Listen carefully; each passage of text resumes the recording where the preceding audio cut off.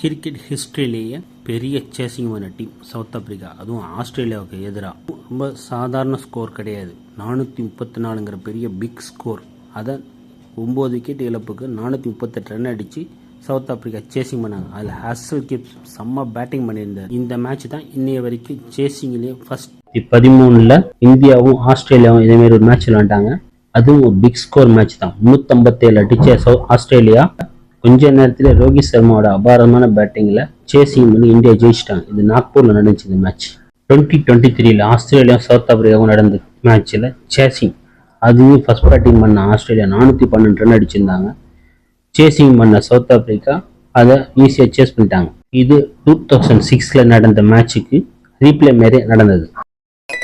2003ல் west இண்டீஸ்க்கும் ஆஸ்திரேலியாவுக்கும் நடந்த மேட்ச்சில் இதுமாரி ஒரு சேசிங் நடந்தது. இது டெஸ்ட்ல சேசிங்கா நடந்துச்சு. சர்வானும் சந்தர்பாலும் சேர்ந்து அடிச்ச அடியில அந்த மேட்ச் ஆஸ்திரேலியா தோல்வியை தந்தாங்க. இது ஒரு பிக். 2018ல் சவுத் ஆப்பிரிக்காவுக்கும் ஆஸ்திரேலியாவுக்கும் நடந்த ஒரு டெஸ்ட் மேட்ச்ல ஆஸ்திரேலியாவோட சொந்த கிரவுண்ட்ல நடந்துச்சு இந்த மேட்ச், பெர்த்தில்.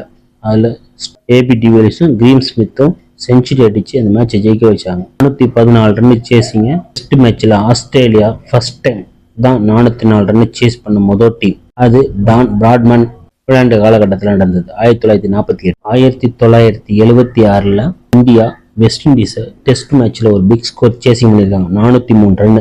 இந்த மேட்ச்ல சுனில் கவாஸ்கரும் சிறப்பாக பேட்டிங் பண்ணி மேட்ச் ஜெயிக்க வச்சிருப்பாங்க.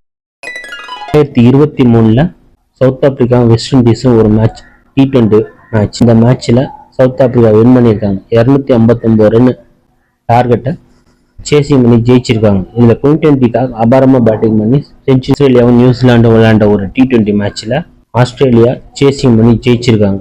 அந்த மேட்ச்ல 245 ரன். இந்த மேட்ச் 2018ல் நடந்தது.